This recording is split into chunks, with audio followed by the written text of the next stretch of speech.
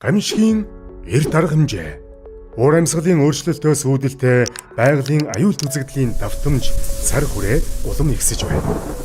Эдгээр өсөн нэмэгдэж буй аюул гамшигын нийгэм, байгаль орчин, эдийн засагт учруулах гар цохирол нэмэгдэж байгаа тул гамшигын дараа хариу арга хэмжээ авах, сэргээн босгохоос илүүтэй урьдчилан сэргийлэх арга хэмжээ авч иргэдийн амнаас амжиргааг хамгаалах нь чухал юм. Хүн ам, мал амтан, эд хөрөнгө, дэд бүтцийг гамшигаас хамгаалах, аюулыг бууруулах, тэдгээрт учрах хохирлыг багасгахын тулд гамшигаас урьдчилж иргэд байгууллагууд урьдчилан сэргийлж эрт арга хэмжээ авах боломжтой бөгөөд дараах байдлаар хэрэгжүүлж болно. Эрсдлийг үнэлэх.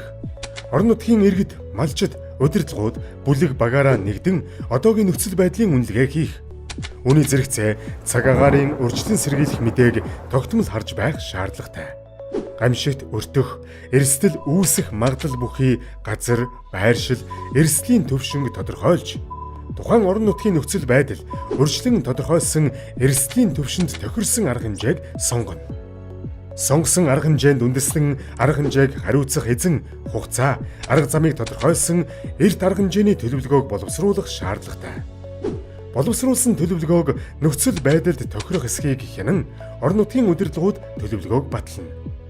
Гамшиг аюулын төвшинг тодорхойлох босго үзүүлэлтийг боловсруулж, тухайн нөхцөл байдлыг хянаж байх шаардлагатай бөгөөд хэрэв аюулын төвшин босго хэмжээнд хүрээгүй тохиолдолд үргэлжлүүлэн хянах.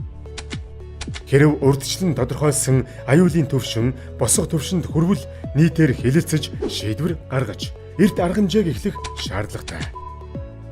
Урьдчилан сэргийлэх эрт арга хэмжээг үр дүнтэй, цаг алдалгүй хэрэгжүүлэхийн тулд бүхий л төвшөнд мэдлэг ойлголтоо нэмэгдүүлж, бэлтгэл бэлэн байдлаа хангах, мөн гамшигын эрсдлийн удирдлагын тогтолцоонд эрт арга хэмжээг чухалчилж үзэх хэрэгтэй байна.